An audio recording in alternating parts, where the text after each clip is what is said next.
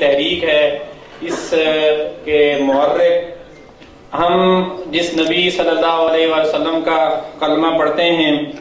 اور جس مذہب سے تعلق رکھتے ہیں، اس کی جو ابتدا ہے وہ اقرأ بسم ربک الذی خلق پڑھ سے ہوئی ہے، اور نبی کریم صلی اللہ علیہ وسلم کی پوری زندگی اور اسلام کی ساری جو تعلیمات ہیں وہ سراسر علم کی بنیاد پر ہیں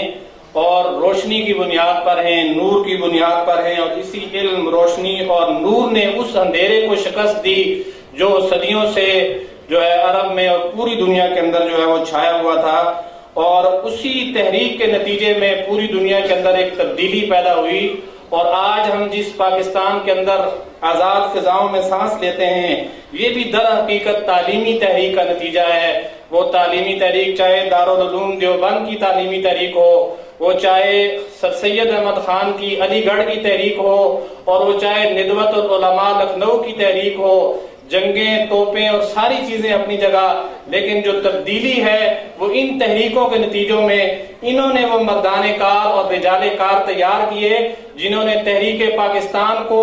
وہ لوگ، وہ افرادی قوت مہیا کی، وہ جوان خون اور جذبہ اور جوش مہیا کیا کہ جس نے پاکستان کی تحریک کی جو ہے وہ بنیاد رکھی، اور یہ ساری جو جدوجہد ہے اور جتنے بھی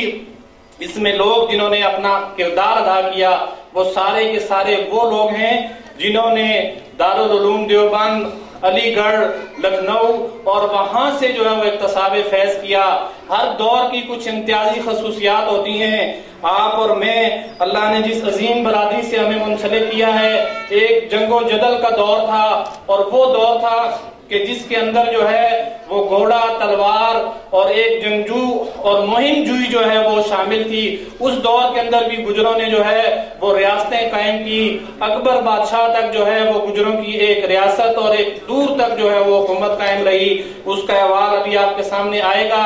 لیکن وہ سارا کا سارا وہ دور تھا۔ اور اب یہ جو دور ہے یہ قلم کا دور ہے، یہ علم کا دور ہے، یہ پڑھنے اور لکھنے کا دور ہے۔ ہمیں اس دور کے اندر اپنے آپ کو اس میں ڈھالنا ہے، تبدیلی جو ہے وہ لے کر آنی ہے، قتل اور مقاتلے اور خونی دور سے نکل کر تعلیم کے دور میں، اور بلا شبہ ہمارے اس جو ہے وہ